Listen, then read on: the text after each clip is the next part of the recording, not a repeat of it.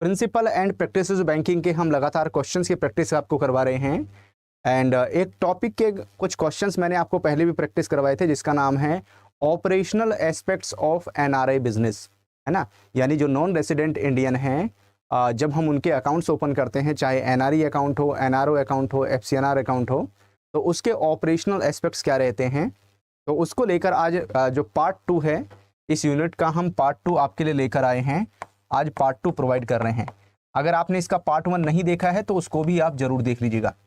PPB principal and practices banking की unit number 9 है और इसके एग्जाम लेवल के क्वेश्चंस आप सभी के लिए लेकर आए हैं, ठीक है। एंड इसके साथ साथ ध्यान रखना, एग्जाम को पास करने के लिए कॉन्सेप्ट क्लियरिटी होना बहुत जरूरी है, जिसे हम बोलते हैं कॉन्सेप्ट इज पावर। और ये कहाँ से होगी? इसके लिए आपको हेल्प करेगा JAIIB का महापैक। अगर आपके पास JIIB का महापैक 2.0 है तो JIIB के महापैक 2.0 से आप यहाँ पर, ठीक है, JIIB के महापैक 2.0 से आप यहाँ पर अपनी जो शुरुआत है वो कर सकते हैं, स्टार्टिंग कर सकते हैं। यहाँ पर ऑपरेशनल एस्पेक्ट्स ऑफ जो यहाँ पर NRI बिजनेस हैं, ठीक है। अगर हम operational aspects of NRI business की बात करते हैं तो ये जो टॉपिक है काफ़ी इंपॉर्टेंट है। ये आपको JIIB as well as CIB दोनों जगह ये आपको काम आने वाला है। चलिए शुरू करते हैं, ठीक है, स्टार्ट करते हैं। पहला क्वेश्चन मैं आपको दिखाता हूं और ये रहा क्वेश्चन नंबर 1। ध्यान से पढ़िए इस क्वेश्चन को एंड मेरे साथ में अपना जो आंसर है वो शेयर करते चलिए। क्वेश्चन को पहले अच्छे से पढ़ना है, उसके बाद मेरे साथ में अपना जो आंसर है आपको शेयर करना है।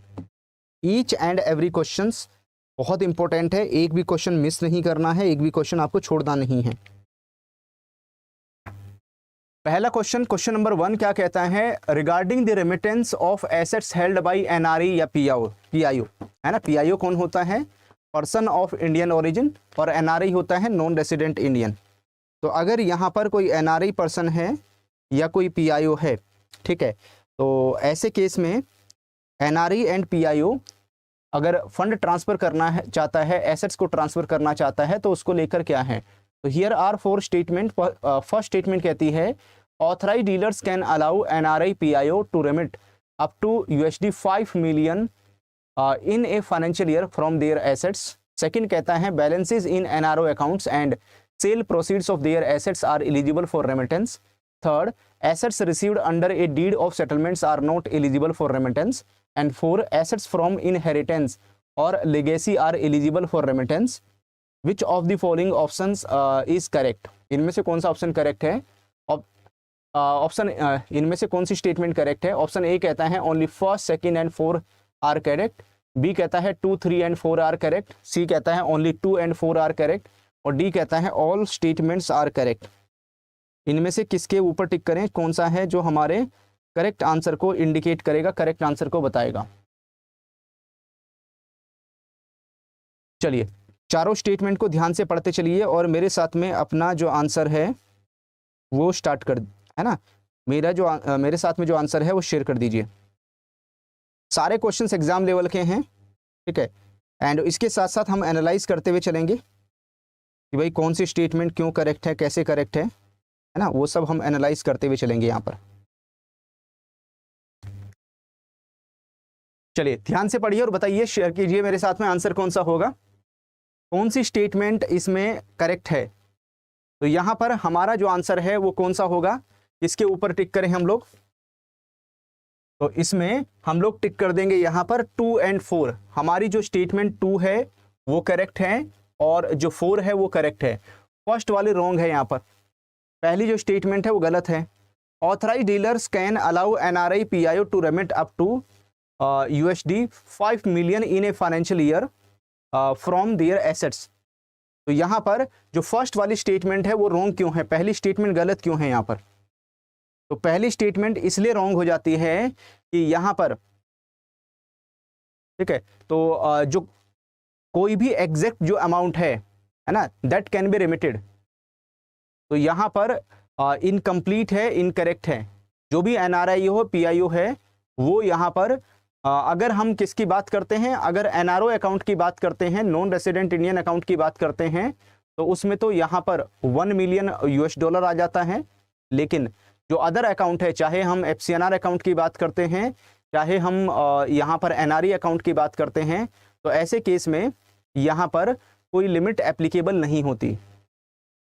ठीक है, तो इसीलिए कोई स्पेसिफिक अमाउंट यहाँ पर मेंशन नहीं होती। तो जो ऑथराइज डीलर्स है can allow NRE PIO remit, है ना, इन ए फाइनेंशियल ईयर। तो यहाँ पर ऐसी कोई एग्जैक्ट लिमिट नहीं है कि कितना रेमिटेंस हो सकता है, सिर्फ NRO अकाउंट में मेंशन है यहाँ पर $1 million in a financial year. Second वाली सही है हमारी। थर्ड वाली स्टेटमेंट क्यों गलत है? Assets receive under deed of settlement are not eligible for remittance. तो अगर कोई एसेट्स यहाँ पर रिसीव हुई है under the settlement of either parents और रिलेटिव, ठीक है, पेरेंट्स या रिलेटिव से कोई भी यहाँ पर सेटलमेंट में कोई अमाउंट अगर रिसीव हुई है, कुछ पैसा मिला है, ठीक है, कोई एसेट्स रिसीव हुई है, तो उसको यहाँ पर रेमिटेंस कर सकते हैं। जो नोट लगाया गया है इट इज़ रॉन्ग, ये गलत है यहाँ पर। इसको इंडिया से पैसे को बाहर लेकर जाया जा सकता है। तो सेकंड एंड 4 करेक्ट हैं, फर्स्ट और जो थर्ड है वो हमारी रॉन्ग होगी। चलिए आ जाते हैं हम लोग, ये था हमारा क्वेश्चन नंबर 1। तो मैं क्वेश्चन नंबर भी मेंशन करते चलूंगा सो दैट प्रैक्टिस करते चलें। क्वेश्चन नंबर 1 के बाद आ जाते हैं क्वेश्चन नंबर 2 में। क्वेश्चन नंबर 2 को देखिए, regarding eligibility and account type of non resident accounts. तो अगर हम यहाँ पर एलिजिबल क्राइटेरिया को लेकर बात करते हैं, अकाउंट्स के टाइप की बात करते हैं, तो जो यहाँ पर नॉन रेसिडेंट पर्सन है उसके लिए किस टाइप का जो अकाउंट है वो खोल सकते हैं। यहाँ पर कौन से टाइप का जो अकाउंट है वो यहाँ पर ओपन किया जा सकता है ना, किस तरह का अकाउंट ओपन करेंगे। तो हियर आर 4 स्टेटमेंट हैं। अगर हम देखेंगे यहाँ पर 4 स्टेटमेंट है हमारे पास में। पहली statement, only person of Indian origin resident outside India are eligible to open non resident account. Second कहता है जो ऑथराइज डीलर्स हैं, other banks authorize to maintain non resident account. And यहाँ पर अगर हम किसकी पोस्ट जो ऑफिस की बात करते हैं, post office in India are eligible to open these accounts, है ना। तो ये इस अकाउंट्स को ओपन करने के लिए एलिजिबल यहाँ पर हो जाते हैं। तो these accounts that can be open included, तो post office in India are eligible to open these accounts. Third, type of accounts that can be open include saving bank account, current account, term deposit, recurring deposit यहाँ पर आ जाएंगे। और minimum tenure of fixed deposit should be 30 days. तो कौन C correct है? यहाँ भी हमारे पास में 4 स्टेटमेंट है। चारों स्टेटमेंट को देखेंगे, चारों स्टेटमेंट को पढ़ेंगे और यहाँ पर हम देखेंगे कि कौन सा करेक्ट है। तो ऑप्शन ए कहता है only 2 and 3 are correct. B कहता है only 1, 2 and 4 are correct. C 1 and 3 are correct. और वहीं पर अगर मैं डी की बात करूं, ऑल स्टेटमेंट्स आर करेक्ट। इनमें से हम किसके ऊपर टिक करें, कौन सा है जो हमारे करेक्ट आंसर को बताएगा, है ना। इसमें से कहाँ पर टिक करें हम लोग, ध्यान से पढ़ते चलिए ईच एंड एवरी क्वेश्चंस को और आंसर शेयर कीजिए। तो इसमें ओनली 2 एंड 3, है ना, जो 2 स्टेटमेंट है 2 करेक्ट है और जो 3 है वो करेक्ट है। 2 एंड 3 करेक्ट है। पहले वाली स्टेटमेंट यहाँ पर रॉन्ग है, only person of Indian origin resident outside India are eligible to open non resident account. तो भाई यहाँ पर अगर any person resident outside India, है ना, कोई भी पर्सन है रेसिडेंट आउटसाइड इंडिया, ठीक है, एंड एक जो फॉरेन नेशनल है of non Indian origin visiting in India, ठीक है, वो भी इंडिया में अपना अकाउंट ओपन कर सकता है। ठीक है, ऐसे फॉरेन नेशनल्स, है ना, फॉरेन कंट्री के ऐसे लोग जो इंडिया में घूमने के लिए आते हैं, 2 महीने 3 महीने 6 महीने के लिए इंडिया में घूमने आते हैं, तो वो भी इंडिया में आकर अकाउंट ओपन कर सकते हैं। NRO अकाउंट खुल जाता है उनका भी। ठीक है, तो इसलिए यहाँ पर जो ओनली शब्द लगा है उसकी वजह से ये स्टेटमेंट रॉन्ग हो जाती है। सेकंड और थर्ड सही है। Fourth, minimum tenure of fixed deposit should be 30 days. जो मिनिमम टेन्योर है fixed deposit should B 7 days, है ना, 30 डेज नहीं है। जो मिनिमम टेन्योर होता है फिक्स्ड डिपॉजिट में वो कितना होता है, 7 डेज होता है यहाँ पर। और वहीं पर अगर हम NRI पर्सन के लिए बात करते हैं या PIO पर्सन के लिए बात करते हैं तो वहां पर इट कैन बी डिफरेंट, वहां पर ये अलग हो सकता है। चलिए आ जाते हैं हम लोग क्वेश्चन नंबर 3। क्वेश्चन नंबर 3 को देखेंगे, है ना। क्वेश्चन नंबर 3 को ध्यान से देखिए, बताइए इसमें हमें कहां पर टिक करना है। Question number 3, regarding the permissible transaction for non resident accounts. जो नॉन रेसिडेंट अकाउंट है उसमें जो यहाँ पर परमिसिबल ट्रांजेक्शन्स हैं, अगर हम किसकी बात करते हैं, परमिसिबल ट्रांजेक्शन्स की बात करते हैं, तो हियर आर 4 स्टेटमेंट, 4 स्टेटमेंट है हमारे पास में। अगर मैं स्टेटमेंट 1 की बात करूं, स्टेटमेंट 1 क्या कहती है यहाँ पर, स्टेटमेंट 2, स्टेटमेंट 3, स्टेटमेंट 4, तो स्टेटमेंट 1 है permissible credits include inward remittance from outside India, legitimate dues in India, transfer from other NRO accounts, rupee gifts या loans by a resident relative within the liberalized remittance scheme limit. Permissible debits include only local payments and transfer to other NRO accounts with no exceptions. Third, remittance abroad are not permitted except of repatriation of current income. And for NRI PIO up to 1 million USD per financial year. ठीक है, उसके बाद में 4 कहता है transfer from NRI account to NRO account are not permitted. Which of the following is correct? इनमें से कौन सी स्टेटमेंट है जो करेक्ट हो जाएगी? तो we have four option. Option A कहता है only 1, 2 and 4 are correct. B कहता है only 2 and 4 are correct. C कहता है only 1 and 3 are correct. D कहता है ऑल स्टेटमेंट्स आर करेक्ट. इनमें से हम किसके ऊपर टिक करें? कौन सा है जो हमारे करेक्ट आंसर को बताएगा, है ना? इनमें से हम करेक्ट आंसर कौन सा चूज करें? तो यहाँ पर only 1 and 3 statement are correct है. 1 स्टेटमेंट हमारी करेक्ट है, 3 स्टेटमेंट करेक्ट है ना? यहाँ पर अगर हम सेकंड की बात करते हैं, permissible debits include only local payments and transfer to other NRO accounts with no exceptions. तो भाई यहाँ पर अगर मैं सेकंड स्टेटमेंट की बात करूं, जो परमिसिबल डेबिट्स हैं उसमें इंक्लूड हो जाते हैं यहाँ पर लोकल पेमेंट्स हैं, only local payments and transfer to other NRO accounts, but remittance abroad are permitted in certain cases, है ना? सर्टेन केसेस में इंडिया से फॉरेन कंट्री में फंड ट्रांसफर कर सकते हैं, इंडिया से फॉरेन कंट्री में पैसा लेकर जा सकते हैं. तो उसके लिए कुछ एक्सेप्शंस हैं यहाँ पर, है ना? ऐसा नहीं देयर इज नो एक्सेप्शन. तो यहाँ पर कुछ है ना, सर्टेन केसेस में, स्पेशल केसेस में ट्रांसफर कर सकते हैं, ट्रांसफर किया जा सकता है. वहीं पर 4 स्टेटमेंट है transfer from NRE account to NRO accounts are not permitted. तो अगर हम किसकी बात करते हैं, तो जो यहाँ पर ऐसी कोई है ना पर्टिकुलर रिस्ट्रिक्शन नहीं है यहाँ पर, है ना? ऐसी कोई पर्टिकुलर रिस्ट्रिक्शन नहीं है कि एनआरई अकाउंट से एनआरओ अकाउंट में नॉट परमिटेड है. यहाँ पर जब एक बार इंडिया में पैसा आ जाता है, एक बार इंडिया में फंड रिसीव हो जाता है, तो उसमें से फिर यहाँ पर ट्रांसफर कर सकते हैं. चलिए आ जाते हैं हम, ये था हमारा क्वेश्चन नंबर 3. क्वेश्चन नंबर 3 के बाद आ जाते हैं क्वेश्चन नंबर 4 में, regarding remittance of assets requiring RBI approval, है ना? अगर हम किसकी बात करते हैं, अगर रेमिटेंस करना है तो उसके लिए आरबीआई के अप्रूवल की रिक्वायरमेंट आएगी, रिजर्व बैंक ऑफ इंडिया से अप्रूवल लेना पड़ेगा. क्या ये बात सही है? क्वेश्चन नंबर 4 में क्वेश्चन नंबर 4 कहता है कि आरबीआई से अप्रूवल लेने की रिक्वायरमेंट आएगी. Regarding remittance of assets requiring RBI approval, first prior approval of RBI is required for any remittance on account of legacy bank, है ना, बेक्वेस्ट और इनहेरिटेंस, है ना? यानी जो यहाँ पर mother father, grand mother, grand father उनके नाम से अगर कोई ट्रांसफर होकर आया है यहाँ पर. Second, remittance in excess of USD 1 million in a financial year require prior approval of RBI.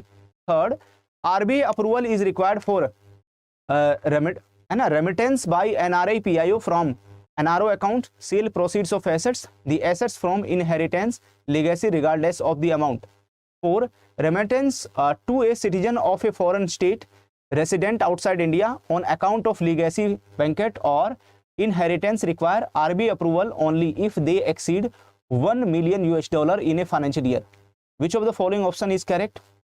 Only 2 and 4 are correct. B. Only 1 and 3 are correct. C. Only 1, 2 and 3 are correct. D. All statements are correct. है ना? इसमें से किसके ऊपर टिक करें, कौन सा है जो हमारे करेक्ट आंसर को इंडिकेट करेगा? तो भाई यहाँ पर जो 2 and 4 स्टेटमेंट है, यानी अगर आप देखोगे जो 2 स्टेटमेंट है, 4 स्टेटमेंट, 2 स्टेटमेंट और जो हमारी 4 है वो करेक्ट है. जो 1 स्टेटमेंट है वो इनकरेक्ट है. पहली स्टेटमेंट हमारी गलत है. अब पहली स्टेटमेंट क्या बोल रही है कि प्रायर अप्रूवल की रिक्वायरमेंट रहेगी आरबीआई से अगर यहाँ पर है ना, अगर यहाँ पर रेमिटेंस करना है, अगर पैसा ट्रांसफर करना है तो prior approval of RBI is not required, है ना? आरबीआई के प्रायर अप्रूवल की यहाँ पर ऐसी कोई रिक्वायरमेंट नहीं होती, है ना? ऐसी नहीं कोई रिक्वायरमेंट नहीं है यहाँ पर. जो भी रेमिटेंस, लीगेसी, वैकेंट, इनहेरिटेंस, है ना, ऐसा कुछ करना है तो आरबीआई के परमिशन की रिक्वायर्ड नहीं है. उसके बाद में जो तीसरी स्टेटमेंट है, RBI approval is required for remittance by NRI या पीआईओ। ठीक है, अगर यहां पर आरबीआई के अप्रूवल की बात करते हैं, NRI PRO from NRO account cell proceed of assets and from inheritance legacy regardless of the amount. तो भाई यहां पर $1 मिलियन तक, है ना, अगर $1 मिलियन की बात करते हैं, $1 मिलियन तक, है ना, कोई अप्रूवल की रिक्वायरमेंट नहीं है। और अगर $1 मिलियन से ऊपर ट्रांसफर करना है तब अप्रूवल की रिक्वायरमेंट होती है। और यहां पर ऐसा कुछ मेंशन नहीं किया गया कि 1 मिलियन के बारे में कहीं भी नहीं बात की गई। तो 1 मिलियन तक कोई भी अप्रूवल लेने की रिक्वायरमेंट नहीं है। आरबीआई से अप्रूवल लिए बिना ही एनआरओ अकाउंट से जो फंड है वो इंडिया से फॉरेन कंट्री में ट्रांसफर कर सकते हैं। अप्रूवल की रिक्वायरमेंट कब आएगी? जब $1 मिलियन को क्रॉस करेगा यहाँ पर। ठीक है, फोर्थ वाली स्टेटमेंट तो हमारी करेक्ट ही है। चलो आ जाते हैं हम लोग क्वेश्चन नंबर 5 में। क्वेश्चन नंबर 4 के बाद आते हैं क्वेश्चन नंबर 5 में।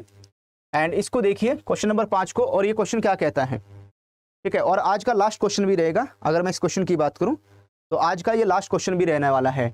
Regarding the prohibition on acquisition और transfer of immovable property in India by citizen of certain countries, है ना। अगर हम प्रोहिबिशंस की बात करते हैं, अगर कोई एक्वायर करना चाहता है, ट्रांसफर करना चाहता है इमूवेबल प्रॉपर्टी इंडिया में, तो है ना, कुछ कंट्रीज के जो यहाँ पर सिटीजन हैं वो प्रोहिबिटेड हैं, उनके ऊपर रोक लगा के रखा गया है ना, उनके ऊपर रोक लगाई गई है यहाँ पर। तो first, citizen of Pakistan, Bangladesh, Sri Lanka, Afghanistan, China, Iran, Nepal, Bhutan, Macau, Hong Kong and democratic public people Republic of Korea need prior approval permission to acquire of transfer immovable property in India without any exceptions. Second, overseas citizen of India यानी OCI, है ना, overseas citizen of India from the aforementioned countries are exempt from the requirement of prior approval, prior RBI permission to acquire or transfer movable property in India. Third, citizen of the specified countries can lease immovable property in India for a period of not more than 5 years without prior RBI permission. And 4, citizen of countries not listed such as Japan, Australia need prior RBI permission to acquire or transfer immovable property in India. कौन सा option यहाँ पर correct है? Only 2 and 3 are correct. B कहता है only 1 and 4 are correct. C 1, 2, 3 correct होगा या all statement are correct? तो भाई इसमें जो हमारा ऑप्शन नंबर ए है वो करेक्ट होगा, यानी जो हमारी स्टेटमेंट है 2 and 3 वो सही है ना। 2 वाली स्टेटमेंट सही है यहाँ पर और 3 वाली करेक्ट है यहाँ पर। जो फर्स्ट स्टेटमेंट है वो हमारी रॉन्ग होगी। सिटीजन ऑफ स्पेसिफाइड कंट्रीज, जिसमें यहाँ पर citizen of the specified country need prior RBI permission to acquire और transfer immovable property in India except on lease not more than 5 years। ठीक है, जहां पर लीज की बात करते हैं 5 साल की, और उसमें भी जो पाकिस्तान, बांग्लादेश, है ना, इनकी बात आती है यहाँ पर, या ऐसे कंट्रीज जो यहाँ पर एफएटीएफ के मेंबर नहीं है यहाँ पर, है ना, एफएटीएफ के मेंबर नहीं है ना, नहीं है। ठीक है, उन कंट्रीज से अगर कोई इंडिया में फंड ट्रांसफर आता, कोई एसेट्स आती हैं, तो ऐसे केस में आरबीआई के अप्रूवल की रिक्वायरमेंट होती है। आरबीआई से अप्रूवल लेकर ही ट्रांसफर कर सकते हैं, उसके बिना यहाँ पर नहीं होगा। उसके बाद में जो 4 वाली स्टेटमेंट है, citizen of countries not listed such as Japan, Australia need prior approval. So citizen of countries not listed Japan, Australia do not need prior RBI permission. तो यहाँ पर जापान और ऑस्ट्रेलिया से, है ना, अगर ट्रांसफर हो रहा है तो ऐसे केस में आरबीआई की परमिशन की रिक्वायर्ड नहीं है यहाँ पर, अगर कोई इमूवेबल प्रॉपर्टी ट्रांसफर करनी है इंडिया में। ठीक है, अगर यहाँ पर स्पेसिफाइड ना किया जाए तो ये भी यहाँ पर जो नोट शब्द लगा है उसकी वजह से रॉन्ग हो जाता है, गलत हो जाता है, तो इसलिए स्टेटमेंट रॉन्ग है। ठीक है, तो these are the 5 very important question, exam level के क्वेश्चंस हैं। इन सभी क्वेश्चंस को अटेम्प्ट करके आपने कितना स्कोर किया है जल्दी से आप मेरे साथ में शेयर कर दीजिए। Retail banking and wealth management की PPB principal and practices of banking की हम लगातार आपको प्रिपरेशन करवा रहे हैं, और कोशिश है ना, आप सभी के लिए पूरी कोशिश कर रहे हैं कि एग्जाम लेवल के क्वेश्चंस हम आपको प्रोवाइड करें। एग्जाम लेवल के एग्जैक्ट क्वेश्चन जैसे एग्जाम में आते हैं वो आपके लिए लेकर आए। तो PPB principal and practices of banking की this is unit number 11, unit number 11 है जिसमें हमारा डिस्कशन चल रहा है। तो cash management services and its importance, आज का जो टॉपिक है हमारा उसका नाम है कैश मैनेजमेंट सर्विसेज और उसकी इंपोर्टेंस, यहां पर उसको लेकर हम लोग डिस्कस कर रहे हैं, उसको लेकर बात कर रहे हैं। चलिए शुरू करते हैं। पहला क्वेश्चन दिखाता हूं मैं आपको। पहला क्वेश्चन आपका कैश मैनेजमेंट को लेकर ये है, पढ़िए ध्यान से, बताइए इसमें हमें कहां पर टिक करना है। तो which of the following statements about development in cash management system are correct. जो यहां पर CMS कैश मैनेजमेंट सिस्टम का जो डेवलपमेंट्स हुआ है उसको लेकर इनमें से कौन सा यहां पर करेक्ट है, कौन सा सही है। तो वी हैव 4 स्टेटमेंट्स, 4 स्टेटमेंट्स हैं हमारे पास में। पहली स्टेटमेंट क्या कहती है, the upward trend in the interest rates has decrease the opportunity cost of holding cash.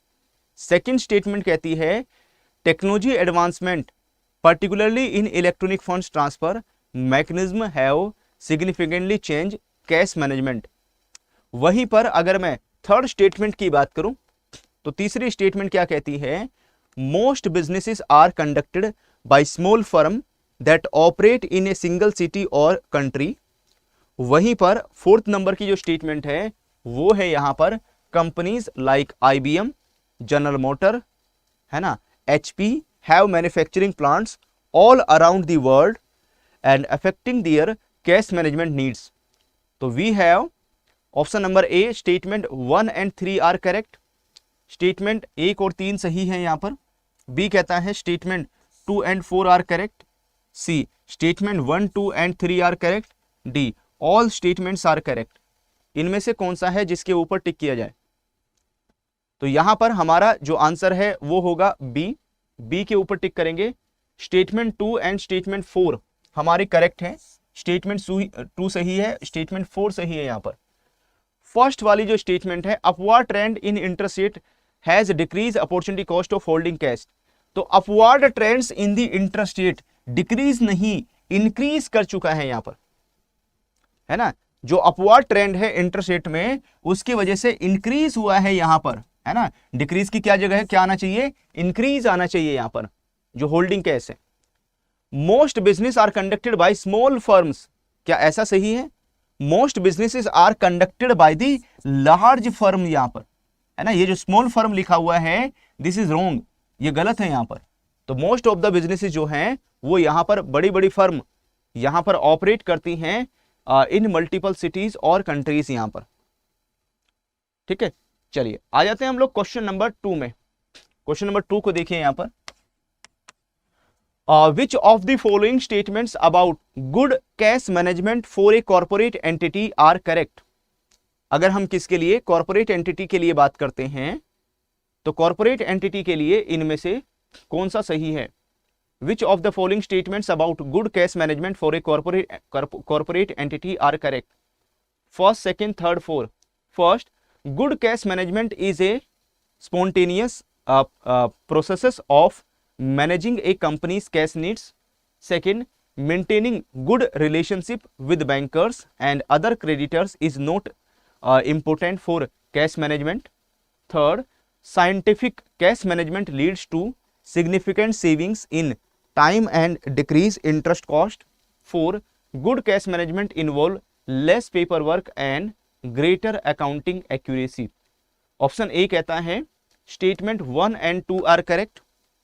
B कहता है यहां पर statement 3 and 4 are correct. Statement 2, 3 and 4 are correct. D all statements are correct. इनमें से हम कहां पर टिक करें, कौन सा है जो हमारे करेक्ट आंसर को इंडिकेट करेगा, जो हमारे करेक्ट आंसर को बताएगा, है ना। इसमें से किसके ऊपर टिक करें हम लोग, हमारे करेक्ट आंसर को कौन सा बताएगा इसमें से। तो यहां पर हमारा जो करेक्ट आंसर है स्टेटमेंट 3 and 4 हमारी करेक्ट है। स्टेटमेंट 3 और 4 सही है, लेकिन जो इनकरेक्ट स्टेटमेंट है उसको हमें पहचानना है। इनकरेक्ट स्टेटमेंट क्यों इनकरेक्ट है यहां पर। तो सबसे पहली बात, good cash management is spontaneous process of managing A companies cash needs. तो अगर हम यहां पर गुड कैश मैनेजमेंट की बात करते हैं तो ये कॉन्शियस प्रोसेस है यहां पर, है ना। This is not a spontaneous process. ये कैसा है यहां पर, it is a conscious process यहां पर, ठीक है, कंपनी के कैश मैनेजमेंट नीड को। और maintaining good relationship with bankers and other creditors is not important, है ना। तो यहां पर नोट नहीं आएगा यहां पर, ठीक है। Maintaining good relationship with bankers and other creditor is important for cash management. तो कैश मैनेजमेंट के लिए इंपॉर्टेंट है यहां पर, तो अच्छी जो रिलेशनशिप है वो मेंटेन करके रखनी है। तो पहले फर्स्ट और जो सेकंड स्टेटमेंट है वो रॉन्ग है, वहां पर अगर थर्ड और फोर्थ को देखोगे वो सही है। चलिए आ जाते हैं हम लोग क्वेश्चन नंबर 3 में। क्वेश्चन नंबर 3 को देखिए यहां पर, which of the following statements about the impact of deregulation and new technology on banks are correct। तो आपने देखा होगा यहां पर जो डीरेगुलेशन हुआ बैंकिंग सेक्टर में, डीरेगुलेशन हुआ, जैसे पहले reserve bank of India RBI बताता था यहां पर कि कितना रेट ऑफ इंटरेस्ट रखना है सेविंग अकाउंट के ऊपर, एफडी आरडी में कितना रेट ऑफ इंटरेस्ट चार्ज करेंगे बैंक्स, है ना, लोन के ऊपर कितना रेट ऑफ इंटरेस्ट चार्ज करेंगे, पहले ये आरबीआई बताता था यहां पर। लेकिन अब उसने क्या किया, आरबीआई ने ये बैंकों के ऊपर छोड़ दिया, बैंक्स को बोला कि सेविंग अकाउंट पे कितना इंटरेस्ट रेट पे करोगे आप खुद डिसाइड करो, और इसके साथ साथ आप यहां पर लोन के ऊपर कितना रेट ऑफ इंटरेस्ट चार्ज करोगे ये खुद डिसाइड करो यहां पर। तो आरबीआई ने डीरेगुलेशन कर दिया, और इसके साथ साथ बैंकिंग सेक्टर में जो टेक्नोलॉजी है उसका बोलबाला बढ़ा है यहां पर, ठीक है, जो टेक्नोलॉजी है उसका इंक्रीज हुआ है यहां पर सिस्टम। तो ऐसे केस में देखोगे तो वी हैव 4 स्टेटमेंट। पहली स्टेटमेंट क्या कहती है, deregulation and new technology have strengthen the banks comparative advantage. Second कहता है, सेकंड स्टेटमेंट है, जो नॉन बैंक कॉम्पिटिटर्स हैं have found it more difficult to enter into banks domains due to new technology. Third कहता है, bank have shifted their sales mix towards product that generate non interest income. और वहीं पर अगर fourth statement को देखेंगे तो bank have started charging explicit fees for the service that we are previously bundled with the main banking product. Here 4 option. Option A कहता है statement 1 and 2 are correct, B कहता है स्टेटमेंट 3 and 4 करेक्ट हैं, C statement 1, 2, 3 are correct, D कहता है all statements are correct. इनमें से हम किसके ऊपर टिक करें, कौन सा है जो हमारे करेक्ट आंसर को बताएगा। वीडियो को लाइक जरूर कर लेना सो दैट सारे क्वेश्चंस आपके अकाउंट में सेव हो जाएं। जब भी आप इन क्वेश्चन की प्रैक्टिस करना चाहें, प्रैक्टिस के लिए सारे क्वेश्चंस आपके पास अवेलेबल रहने चाहिए, ठीक है। ऐसा ना हो कि एग्जाम से पहले फिर इन टॉपिक्स के क्वेश्चन आप ढूंढने बैठे, आपको ढूंढने से भी ना मिले। तो यहां पर रिवीजन के लिए सारे क्वेश्चंस आपके पास अवेलेबल रहने चाहिए। इसमें हमारा जो आंसर है वो कौन सा होगा, इसमें भी हमारे थर्ड स्टेटमेंट सही है, फोर्थ स्टेटमेंट सही है, तीसरी और चौथी सही है। यहां पर deregulation and new technology have strengthen banks comparative advantage. यहां पर तो भाई यहां पर डीरेगुलेशन और न्यू टेक्नोलॉजी की वजह से हैव एरोडेड बैंक्स, है ना, यहां पर क्या किया है, एरोडेड, तो स्ट्रेंथ नहीं किया, मजबूत नहीं हुआ, that is eroded banks comparative advantage यहां पर। उसके बाद में non banking competitor have found it more difficult, तो non banking competitor have found it easier, है ना, यहां पर डिफिकल्ट की जगह क्या हो गया, इजियर हो गया, to enter into banks domain due to new technology. जैसे अगर आप देखोगे यहां पर पेटीएम है, अगर आप पेटीएम को देखते हैं तो पेटीएम ने अपने आप को, पेटीएम क्या था स्टार्टिंग में, एक नॉन बैंक एंटिटीज तो था, और पेटीएम ने इतना बड़ा जो साम्राज्य है, इतना बड़ा अपना जो बिजनेस है वो खड़ा कर लिया, किसकी वजह से, टेक्नोलॉजी के दम पर। उसने जो सारा काम किया है वो किसके, टेक्नोलॉजी के दम पर उसने सारा का सारा काम किया है यहां पर। ओके, तो यहां पर जो नॉन बैंक कॉम्पिटिटर है उनके लिए इजियर हो गया, यहां पर उनके लिए आसान हो गया एंटर करना। चलिए बढ़ते हम लोग आगे, नेक्स्ट क्वेश्चन नंबर 4 में आते हैं। क्वेश्चन नंबर 4 को देखें आप, Which of the following statements about the types of cash management service offered by banks in India are correct? यहां पर अगर आप देखोगे जो कैश मैनेजमेंट सर्विसेज हैं उसको लेकर, जब type of cash management services की बात करते हैं offered by the banks in India are correct, इनमें से कौन सा है जो सही होगा। तो here 4 statement 1, 2, 3, 4 only public sector banks in India offer cash management services. Second कहता है new generation private sector banks are not active in the cash management segment. Third, foreign banks operating in India are active in the cash management segment. 4 small finance bank and payment bank are not involved in offering cash management services. Here statement 1 and 2 are correct. B कहता है statement 3 and 4 are correct. Statement 1, 2, 3 are correct. D statement 3 is correct. इनमें से कौन सा है जो हमारा correct answer को बताएगा? तो type of cash management services की बात करते है ना, types of cash management services offered by the banks in India are correct. तो यहां पर हमारा कौन सा, ओनली जो थर्ड स्टेटमेंट है, तीसरे नंबर की जो स्टेटमेंट है दैट इज करेक्ट, ये स्टेटमेंट सही है यहां पर। वहीं पर फर्स्ट स्टेटमेंट करेक्ट है यहां पर कि only public sector bank India में ऑफर करते हैं कैश मैनेजमेंट सर्विस, है ना। तो यहां पर not only public sector bank also other categories of bank offer cash management services. तो प्राइवेट बैंक और फॉरेन बैंक भी यहां पर कैश मैनेजमेंट सर्विसेज यहां पर ऑफर करते हैं। तो जो ओनली लिखा हुआ है ओनली पब्लिक सेक्टर बैंक, तो इसकी वजह से रॉन्ग हो जाता है। New generation private sector bank are not active in, है ना, नोट यहां पर गलत लगेगा, ठीक है। तो न्यू जनरेशन के private sector bank are active in the cash management services, है ना, ये बैंक्स भी यहां पर एक्टिव हैं। Small finance bank payment bank are not involve, तो ये भी यहां पर रॉन्ग है। जो स्मॉल फाइनेंस बैंक और प्राइवेट पेमेंट जो बैंक हैं वो भी अपने आप को इन्वॉल्व कर रहे हैं यहां पर कैश मैनेजमेंट सर्विसेज में, तो ये सर्विसेज इनकी तरफ से भी ऑफर की जा रही है।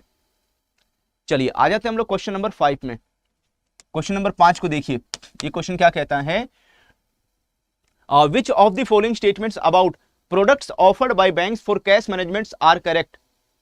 तो कैश मैनेजमेंट के लिए जो भी यहां पर प्रोडक्ट ऑफर किए जा रहे हैं उसको लेकर इनमें से कौन सी स्टेटमेंट है जो यहां पर करेक्ट है, कौन सी स्टेटमेंट सही होगी। तो first, banks offer customize cash pickup solution as part of their cash collection services. Second कहता है benefits of cash collection services include increased operational risk and higher cost. Third, direct credit by the fund transfer is only used for supply chain payments. Direct credit by fund transfer can be used for overseas remittance, salary payments and statutory payments। यहां पर option A कहता है statement 1 and 2 are correct, B कहता है statement 1 and 4 are correct, C कहता है statement 2 and 3 are correct, D statement 3 and 4 are correct. इनमें से किसके ऊपर हम लोग टिक करें, कौन सा है यहां पर जो हमारे करेक्ट आंसर को इंडिकेट करेगा, जो हमारे करेक्ट आंसर को बताएगा, इनमें से किस पे टिक किया जाए।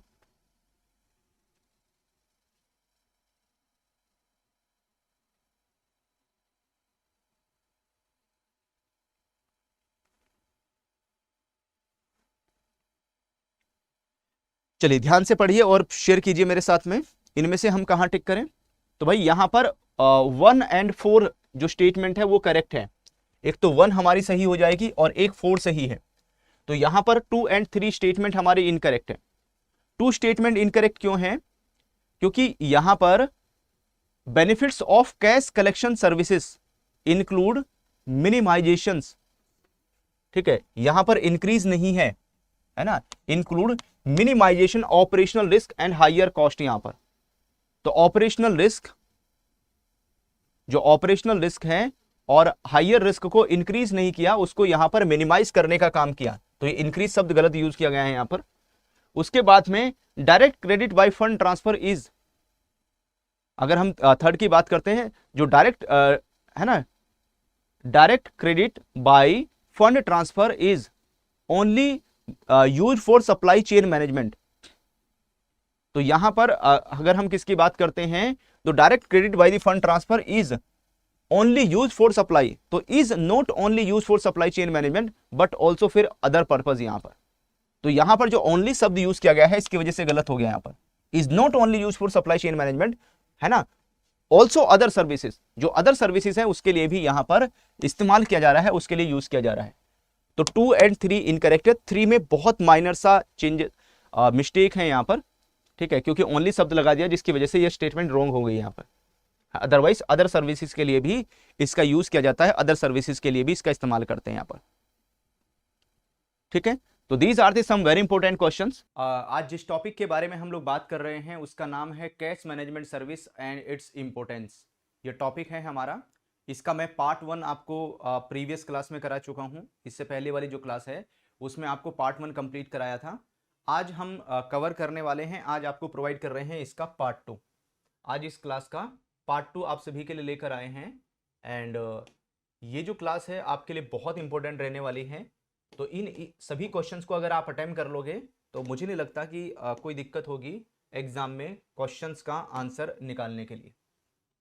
ठीक है, क्वेश्चंस का आंसर निकालने के लिए कोई प्रॉब्लम होगी, कोई दिक्कत होगी। ओके, चलिए शुरू करते हैं। प्रिंसिपल एंड प्रैक्टिस बैंकिंग, इसका जो पेपर है आपका 16 जून को है, 16 जून को पेपर शेड्यूल है।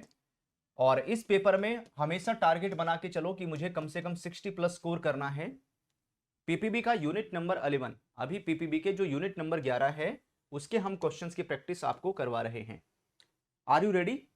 आप सभी तैयार हैं इन क्वेश्चंस की प्रैक्टिस करने के लिए? चलिए पहले क्वेश्चन को ट्राई कीजिए। एक क्वेश्चन आपके सामने स्क्रीन पर आया है, मैं स्क्रीन से हट जाता हूं सो दैट पूरा क्वेश्चन देख सकें आप। Which of the following statements about the product offered by banks for cash management are correct? Here are 4 statement. First, banks offer customized cash pickup solution as part of their cash collection service. Second, the benefits of cash collection service including increased operational risk and higher cost. Third, direct credit by the funds transfer is only used for only chain payments. And 4 कहता है direct credit by funds transfer can be used for overseas remittances, salary payments and statutory payments. तो here option A कहता है statement 1 and 2 are correct, B कहता है statement 1 and 4 are correct, C statement 2 and 3 are correct, D statement 3 and 4 are correct. इनमें से कौन सी statement है जो करेक्ट होगी? तो यहां पर हमारी जो स्टेटमेंट है वो करेक्ट हो जाएगी बी, यानी 1 एंड जो 4 है वो स्टेटमेंट हमारी सही है। 1 सही है, 4 सही है यहां पर।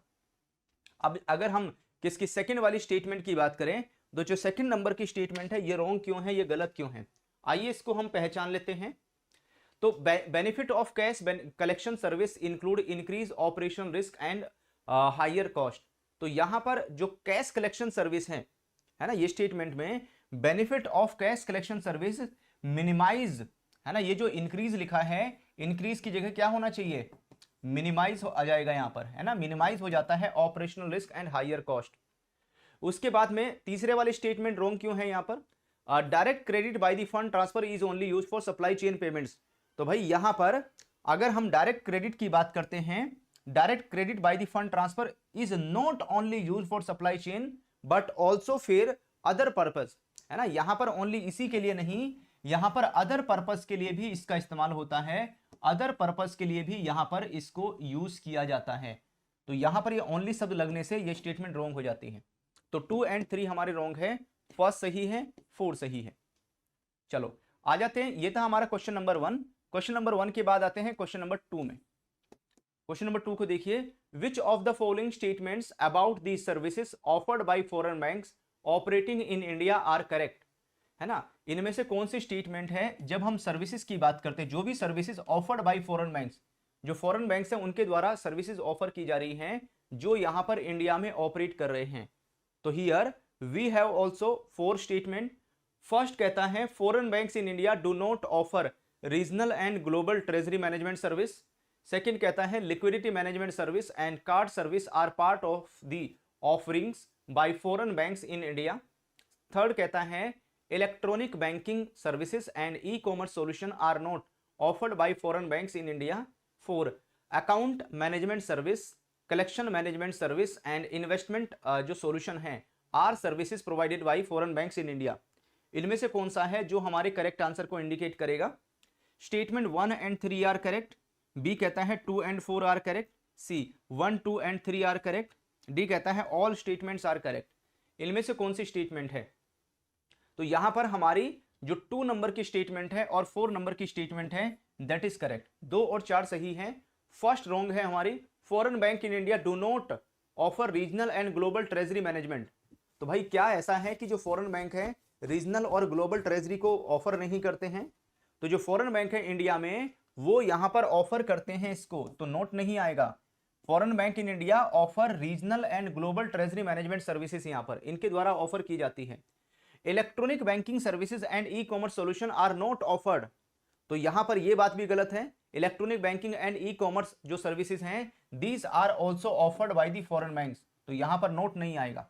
ठीक है, तो ये स्टेटमेंट हमारी रॉन्ग है, 2 एंड 4 हमारी सही हो जाएगी। चलिए आ जाते हैं हम लोग क्वेश्चन नंबर 3 में। क्वेश्चन नंबर 3 को देखिए, which of the following statements about the challenges and issues in cash management service are correct.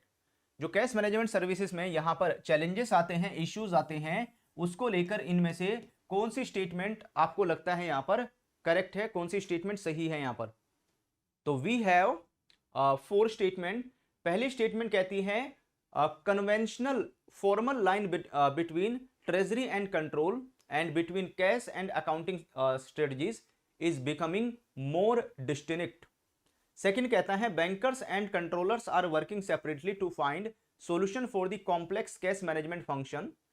Third, the key differentiator between a successful bank and another bank is the emphasis on the technology.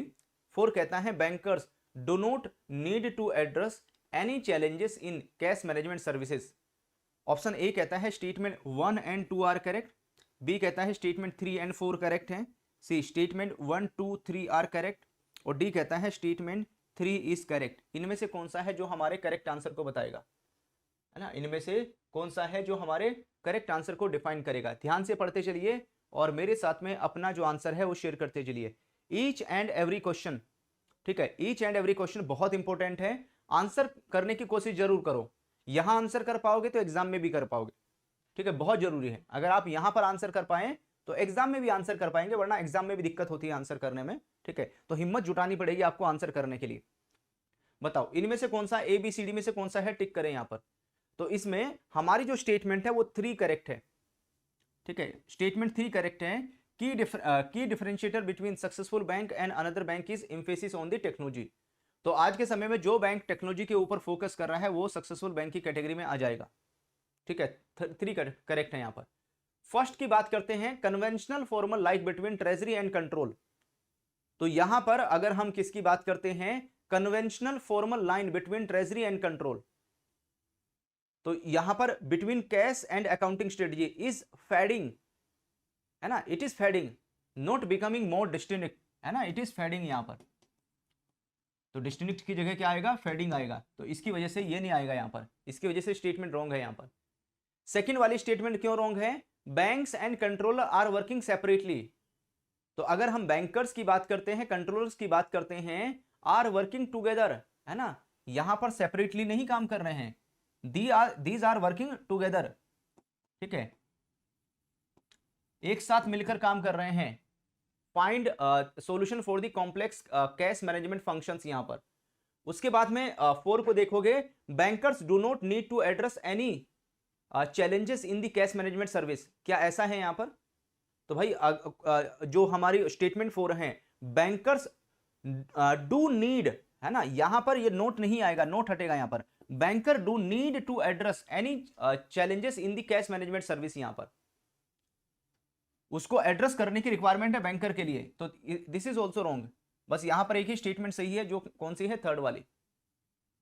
चलिए आ जाते हैं हम लोग question number 4 में। Question number 4 को देखते हैं यहां पर। क्वेश्चन नंबर 4 क्या कहता है, which of the following statements about cash management software sourcing and services for small and medium companies are correct. अगर हम किसकी बात करें, स्टेटमेंट की बात करें, इनमें से कौन सी स्टेटमेंट है जब हम यहां पर कैश मैनेजमेंट सॉफ्टवेयर सोर्सिंग की बात करते हैं और उसमें सर्विसेज की बात करते हैं, for small and medium companies की बात करते हैं, तो उसको लेकर इनमें से कौन सी जो ऑप्शन है, कौन सी स्टेटमेंट यहां पर करेक्ट रहेगी। तो we have 4 statement. Software application for online banking and cash management can only be build in the house. Second कहता है banks may consider outsourcing cash management software to a trusted third party. Third, special consideration to small and medium companies is not necessary as they do not dominate the corporate sector in India।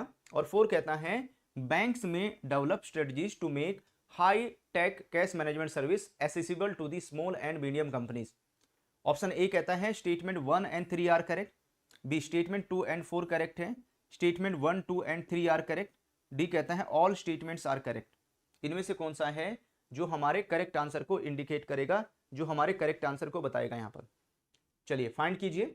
तो यहां पर हमारी जो statement है वो 2 सही है और 4 सही है ना। एक तो स्टेटमेंट हमारी कौन सी 2 वाली सही हो जाएगी, है ना, और एक हमारी यहां पर 4 सही है।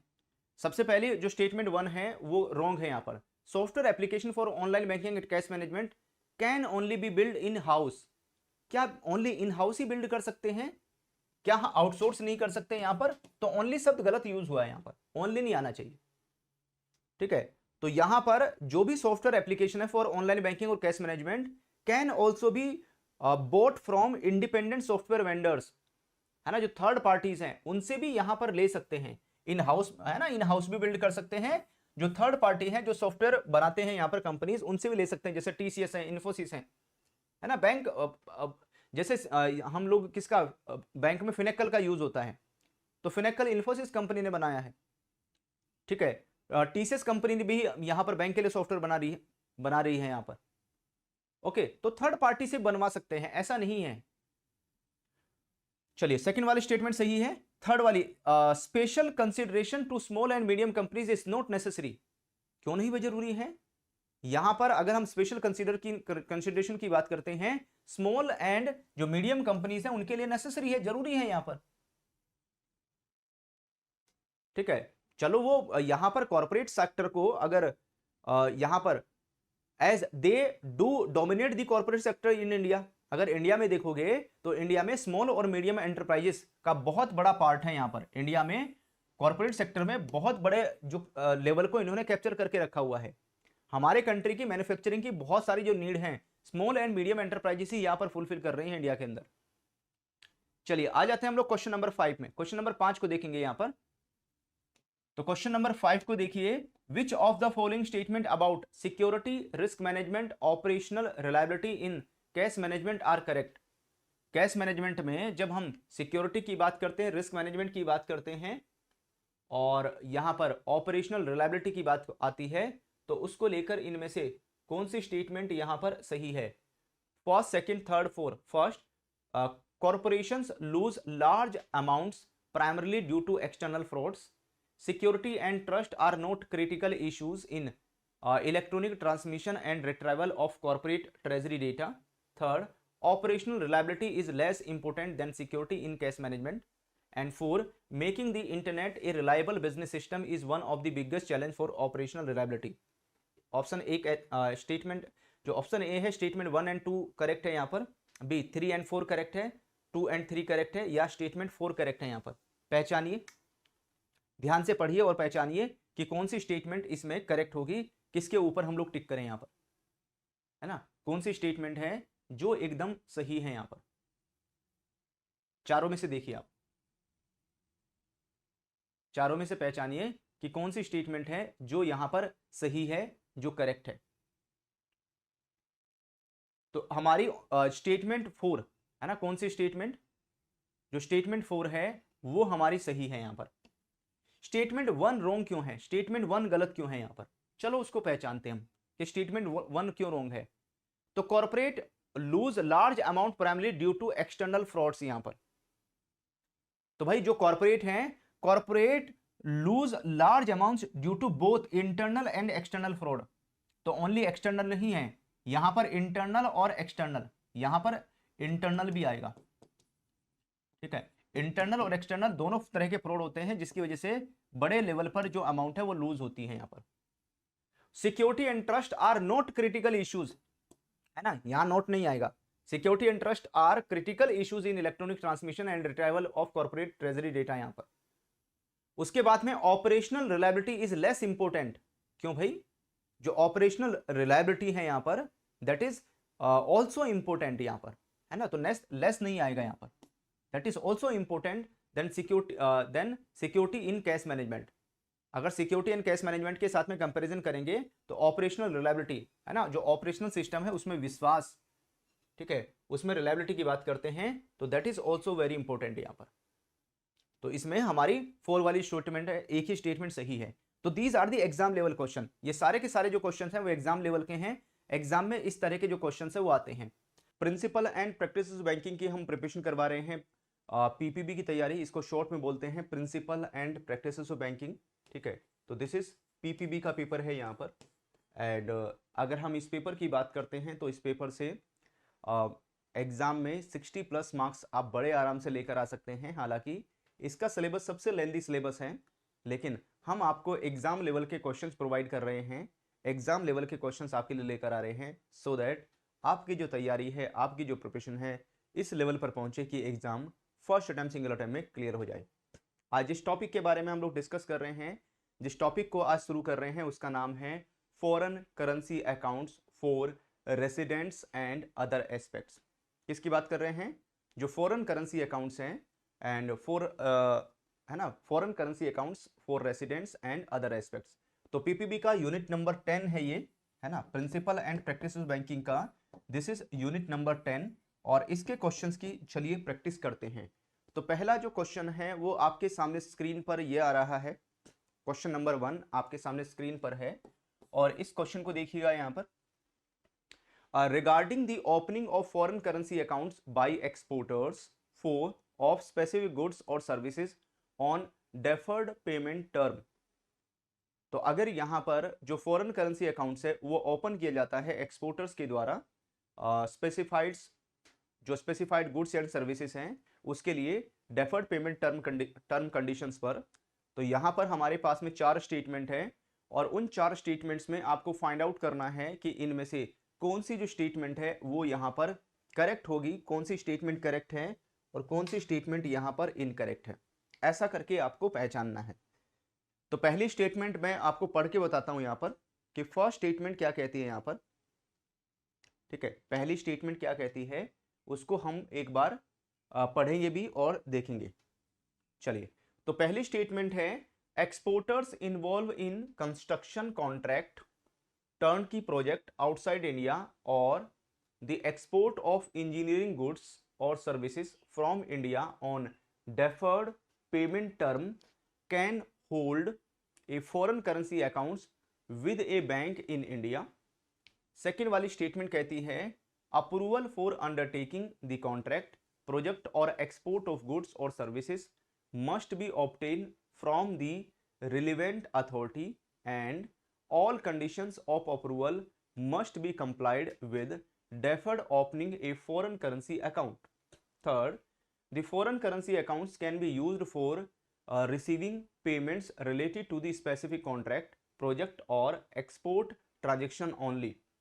Four कहता है exporters can open multiple foreign currency accounts for different project or contract without any restrictions। Which of the following statements are correct? Option A कहता है only first and second, B कहता है only 2 and 3, C only first second and 3, D all of the above. ठीक है, पहचानिए और बताइए इनमें से कौन सा है जो करेक्ट आंसर को इंडिकेट करेगा। तो हमारी जो स्टेटमेंट है 1, 2 and 3 करेक्ट है। यहां पर स्टेटमेंट 1 भी सही है, स्टेटमेंट 2 भी सही है, स्टेटमेंट 3 भी सही है। यहां पर जो रॉन्ग है वो कौन सा है? Fourth, exporters can open multiple foreign currency account for different project और कॉन्ट्रैक्ट विदाउट एनी रिस्ट्रिक्शन। तो ऐसा नहीं है यहां पर।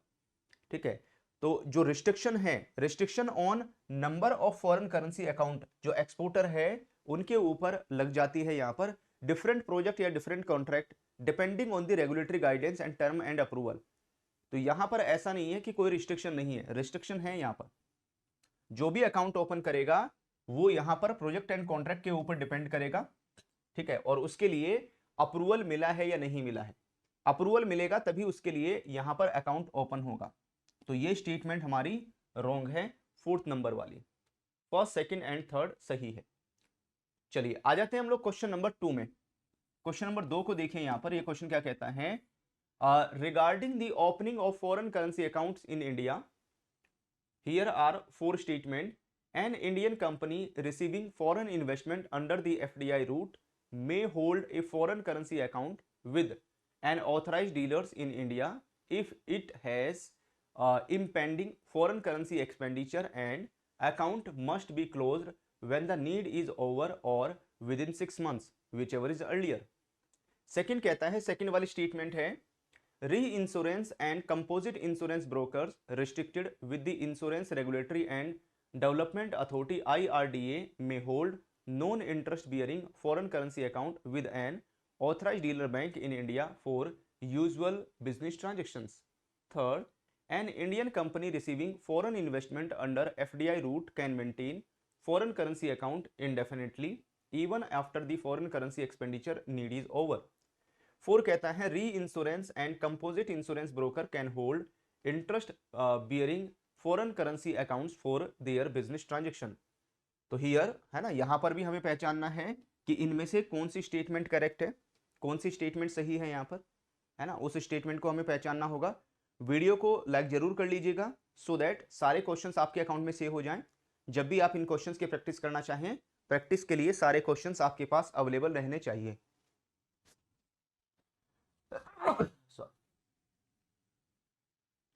ऑप्शन ए कहता है 1 and 2, बी कहता है 2 and 3, सी 1 2 3 4, डी कहता है 2 and 4।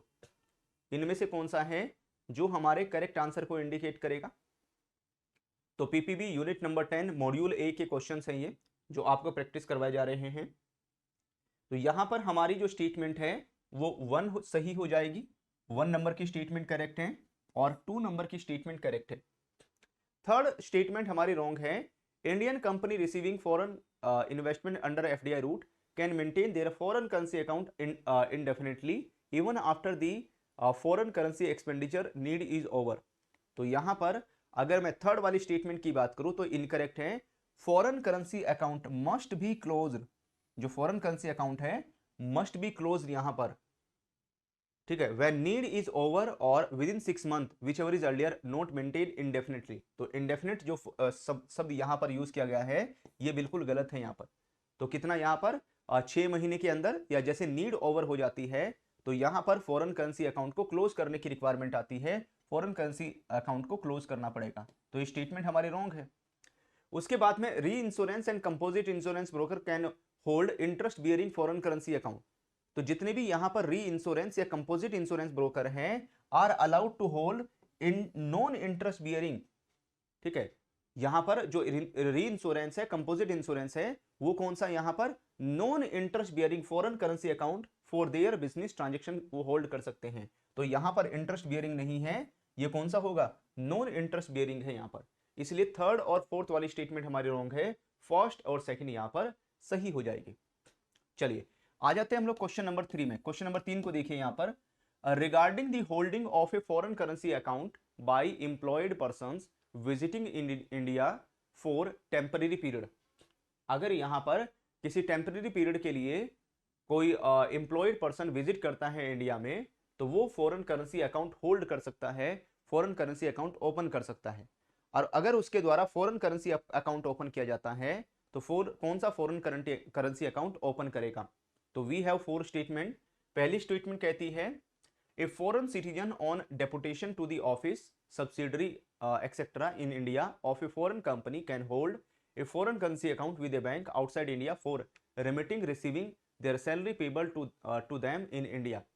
सेकंड कहता है, foreign citizen employed with an Indian company in India can hold a foreign currency account with a bank outside India for remitting receiving their salary payable to them in India. उसके बाद में third, an Indian citizen on deputations to the office subsidiary etcetera in India of a foreign company can hold a foreign currency account with a bank outside India for remitting receiving their salary payable to them in India. 4 कहता है, an Indian citizen employed with a foreign company outside India can hold a foreign currency account with a bank outside India for remitting receiving their salary payable to them in India। तो इनमें से कौन सी which of the following statements are correct? तो option A कहता है only first and second, B कहता है 2 and 3, सी कहता है 1 2 and 3, डी कहता है all of the above। इनमें से कौन सा है जो हमारी जो करेक्ट स्टेटमेंट को इंडिकेट करेगा, जो हमारी करेक्ट स्टेटमेंट को बताएगा यहां पर, ठीक है, जो हमारी करेक्ट स्टेटमेंट को बताएगा। तो भाई यहां पर हमारी जो करेक्ट स्टेटमेंट है वो पहली फर्स्ट जो स्टेटमेंट है वो करेक्ट है, सेकंड वाली स्टेटमेंट करेक्ट है, थर्ड वाली स्टेटमेंट हमारी करेक्ट है, फर्स्ट सेकंड थर्ड करेक्ट है यहाँ पर, एक ही स्टेटमेंट इनकरेक्ट है और वो है फोर्थ नंबर की। Indian citizen employed with a foreign company outside India can hold foreign currency account with a bank outside India for remitting receiving salary payable to them in India. तो यहाँ पर ये fourth वाली incorrect है। तो जो भी यहाँ पर इंडियन सिटीजन है employed with a foreign company outside India which ever है ना which is not covered under the given provision person visiting India for a temporary period. तो अगर हम किसकी बात करते हैं तो जो भी यहाँ पर इंडियन सिटीजन है, Indian citizen employed with the foreign company outside India, है ना, तो which is not covered under the given provision for provision visiting India for temporary visit. तो ऐसे केस में वो यहाँ पर he can not hold foreign currency account with a bank outside India, है ना, वो यहाँ पर इसको होल्ड नहीं कर पाएगा, इट इज नॉट परमिटेड। तो यहाँ पर उसको परमिशन नहीं मिलेगी कि वो यहाँ पर remitting receiving their salary payable to them in India. Okay, तो यहाँ पर it is wrong, fourth number की जो स्टेटमेंट है वो यहाँ पर हमारी रॉन्ग हो जाएगी। चलिए क्वेश्चन नंबर 4 में आते हैं। क्वेश्चन नंबर 4 को पढ़िए यहाँ पर, regarding the acquisition of immovable property outside India bye A resident, है ना, अगर कोई रेसिडेंट पर्सन, कोई रेसिडेंट व्यक्ति है, कोई इंडिया का रहने वाला व्यक्ति है और वो इमूवेबल प्रॉपर्टी आउटसाइड इंडिया यहाँ पर एक्वायर करना चाहता है, खरीदना चाहता है, बाय करना चाहता है, तो उसको लेकर प्रोविजंस क्या एप्लीकेबल होंगे। तो वी हैव 4 स्टेटमेंट, हमारे पास में 4 स्टेटमेंट है यहाँ पर, इसको देखिए। तो पहली स्टेटमेंट कहती है a resident in India can acquire immovable property outside India if such property was acquired, held or own when they were resident outside India or inherited from a person resident outside India. Second कहता है a resident in India can acquire immovable property outside India by way of gift or inheritance from a person who acquired the property on or before 8th of July 1947 and continue to be hold it with RBI permission. Third कहता है a resident in India can acquire immovable property outside India by way of gift or inheritance from a person resident in India who has acquired such property as per FEMA regulations. 4 कहता है a resident in India can acquire immovable property outside India by direct purchase without any restrictions. तो which of the following statements are correct? तो option A कहता है only first, second and third correct है, B only 2, 3 and 4 correct है, सी only 1 and 3 correct है, D कहता है all of the above. इनमें से हम किसके ऊपर टिक करें, कौन सा है जो हमारे करेक्ट आंसर को इंडिकेट करेगा।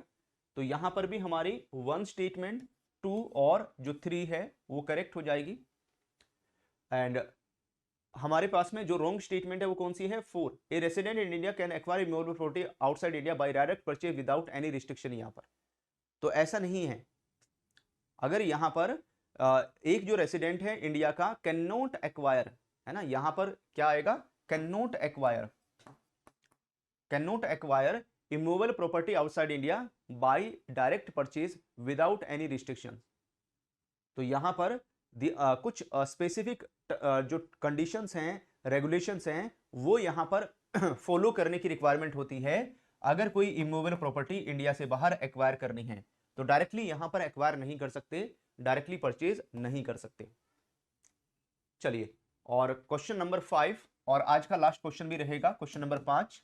एंड ये क्वेश्चन यहाँ पर FCRA से रिलेटेड है, foreign contribution regulation act 2010 FCRA। First कहता है FCRA regulates the acceptance of foreign contributions and foreign hospitality by certain type of organizations including non-government organizations, NGO, political organization and media houses. Second कहता है FCRA 2010 replaced the foreign contribution regulation act 1976 and came into effect on 1st of May 2011. Third कहता है under the FCRA all organizations receiving foreign contribution are required to maintain a separate bank account for such contribution and use them only for the purpose of for which they were received. 4 कहता है organization that have not received foreign contribution in past 3 years are exempt from the requirement to renew their FCRA registration. तो इनमें से कौन सी statement correct है, तो यहां पर भी हमारे पास में 4 ऑप्शन है, only first and second, B कहता है ओनली 1, 2 एंड 3, सी कहता है 2, 3, 4, डी कहता है ऑल ऑफ दी अबव। इनमें से किसके ऊपर टिक करें, कौन सा है जो हमारे करेक्ट आंसर को इंडिकेट करेगा। तो यहां पर भी हमारी जो स्टेटमेंट है 1, 2 एंड 3 करेक्ट हो जाएगी, है ना। पहली स्टेटमेंट, सेकंड और जो थर्ड है वो करेक्ट है हमारी। रॉन्ग स्टेटमेंट हमारी 4 वाली है, ऑर्गेनाइजेशन दैट हैव, ठीक है, अगर ऑर्गेनाइजेशन की बात करते हैं, are required to renew their FCRA registration every 5 years. तो यहां पर हर 5 साल में, है ना, 3 ईयर्स में नहीं, हर 5 ईयर्स में यहां पर रिक्वायरमेंट होती है अपने रजिस्ट्रेशन को है ना, अपने रजिस्ट्रेशन को रिन्यू करने की। यहां पर organization that have not received foreign contribution in past 3 years are not required to renew their FCRA registration. तो ऐसी ऑर्गेनाइजेशन जो जिन्होंने भी एफसीआरए में रजिस्ट्रेशन करवाया हुआ है, ठीक है, तो उन्हें यहां पर कम से कम 5 साल में अपना रिन्यूअल करवाना होता है, ठीक है, हर 5 ईयर्स में रिन्यूअल करवाना होता है। Whenever they have received foreign contribution in the past 3 years, चाहे उनको पिछले 3 साल में फॉरेन कंट्रीब्यूशन मिला है या नहीं मिला है, लेकिन 5 साल में उनको 5 ईयर्स में यहां पर रिन्यूअल करवाना ही होगा, एग्जेम्प्टेड नहीं है। यहां पर जो एग्जेम्प्टेड शब्द यूज किया गया है, दिस इज रॉन्ग, एग्जेम्प्टेड शब्द यहां पर गलत यूज किया गया है, तो हमारी 4th नंबर की स्टेटमेंट रॉन्ग है। तो दीज आर दी 5 क्वेश्चंस, ये यहां पर 5 क्वेश्चंस हैं। इन सभी क्वेश्चंस को अटेम्प्ट करके आपने कितना स्कोर किया है जल्दी से आप मेरे साथ में शेयर कर दीजिए, है ना। दीज आर दी 5 क्वेश्चन, इन सभी 5 क्वेश्चंस को अटेम्प्ट करके कितना स्कोर आपने किया है इसमें। एंड इसके साथ साथ हम लगातार आपको PPB, principal and practices of banking की जो क्लासेस हैं वो हम आपको 2 टाइम पर प्रोवाइड कर रहे हैं, 2 समय पर। एक तो मॉर्निंग में क्लास आ रही है आपके लिए 8 AM पर, है ना। पीपीबी की जो पेड क्लास हैं वो एक तो आपको मिल रही है किस टाइम पर, 8 AM पर, और दूसरे हम प्रोवाइड कर रहे हैं आपको 7 PM पर। इन क्लासेस को जरूर ज्वाइन कीजिए, these classes are very beneficial for all of you, है ना। ये क्लासेस आपको बहुत बेनिफिट पहुंचाने वाली हैं, इन क्लासेस से आपको बहुत फायदा मिलेगा, ठीक है। ये क्लासेस बहुत इंपॉर्टेंट हो जाएंगी आप सभी के लिए, इन क्लासेस को रेगुलर बेसिस पर जरूर ज्वाइन कीजिए। और ये क्लासेस कहां पर मिलेंगी, अगर आपके पास जीआईबी का महापैक 2.0 है तो उसमें ये क्लासेस मिल जाएंगी, और अगर आपके पास जीआईबी का महापैक 2.0 नहीं है तो उसका लिंक वीडियो के डिस्क्रिप्शन में है। या दूसरा तरीका आप क्या यूज कर सकते हैं, दूसरा तरीका जीआईबी महापैक को लेने के लिए आप इस्तेमाल कर सकते हैं, यहां पर आप डायरेक्टली गूगल में सर्च कर लो, है ना। गूगल में अड्डा 24/7 सर्च कर लीजिए। गूगल में जैसे ही आप अड्डा 24/7 सर्च करेंगे तो सबसे ऊपर जो लिंक आएगा उसके ऊपर क्लिक कर लेना। जैसे उसके ऊपर क्लिक करेंगे तो सबसे पहले आपको क्या करना है, अपने मोबाइल में गूगल प्ले स्टोर या एप्पल स्टोर से अड्डा 24/7 एप्लीकेशन डाउनलोड कर लो। एप्लीकेशन डाउनलोड करने के बाद में जेआईबी सीआईबी एग्जाम कैटेगरी के ऊपर क्लिक कर लीजिए। जेआईबी सीआईबी एग्जाम कैटेगरी के ऊपर क्लिक करने के बाद में हम यहाँ पर क्लिक करेंगे जेआईबी में 2024 के ऊपर, और यहाँ पर crash course 2.0 English medium, crash course 2.0 bilingual और एएफएम का न्यूमेरिकल बैच, ये बैचेस अवेलेबल हैं। तो इनका भी बेनिफिट आपको जीआईबी के महापैक 2.0 में मिल जाएगा। जीआईबी के महापैक 2.0 में एक बड़ा एडवांटेज ये रहता है कि यहाँ पर जैसे इसके ऊपर क्लिक करोगे तो live classes, test series, e books और वीडियो सब कुछ आपको मिलेगा यहाँ पर। 6+6 12 महीने की वैलिडिटी है यहाँ पर। एंड उसके बाद में सीधा आपको बाय नाउ के ऊपर क्लिक करना है। स्पेशल कोड है आप सभी के लिए, कोड इस्तेमाल करना है आपको, कोड रहेगा Y195, है ना। ये कोड टाइप करना है Y195 और अप्लाई के ऊपर क्लिक कर देंगे। जैसे ये कोड टाइप करेंगे Y195, अप्लाई के ऊपर क्लिक करेंगे तो डायरेक्टली आपको यहाँ पर 79% का जो डिस्काउंट है वो मिल जाएगा। 79% का डायरेक्ट डिस्काउंट मिल जाएगा आपको 12 महीने की वैलिडिटी के साथ में। तो 23,696 रुपीज का डिस्काउंट मिलेगा। 300 रुपए का डिस्काउंट आपको और मिल जाएगा अड्डा 24/7 एप्लीकेशन में। आपको एनरोलमेंट करना होगा इसके थ्रू। अड्डा 24/7 एप्लीकेशन में आप कॉइन सेलेक्ट कर लीजिएगा, तो लेस देन 6,000 में 6,000 रुपए से कम के अमाउंट में जीआईबी का महापैक 2.0 कंप्लीट आपको मिल जाता है, जो आपको जीआईबी की कंप्लीट प्रिपरेशन कराता है। जीआईबी का महापैक 2.0 वन स्टॉप सॉल्यूशन है जीआईबी के एग्जाम को फर्स्ट अटेम्प्ट, सिंगल अटेम्प्ट में क्लियर करने के लिए। लिंक वीडियो के डिस्क्रिप्शन में है, आज ही एनरोलमेंट कर लेना so that exam first attempt, single attempt में क्लियर कर पाओ, कहीं फिर बहुत ज्यादा देर ना हो जाए, ठीक है। बहुत ज्यादा लेट हो जाओगे, बहुत ज्यादा देर हो जाएगी तो बाद में हो सकता है नेगेटिव मार्किंग एप्लीकेबल हो जाए, नेगेटिव मार्किंग आनी शुरू हो जाए। तो नेगेटिव मार्किंग इंप्लीमेंट होने से पहले है ना अपने एग्जाम को क्लियर कर लो जीआईबी का, ठीक है। चलो फिर आज का जो सेशन है हम लोग यहीं पर वाइंड अप करेंगे। Thank you all of you, happy learning, जय हिंद।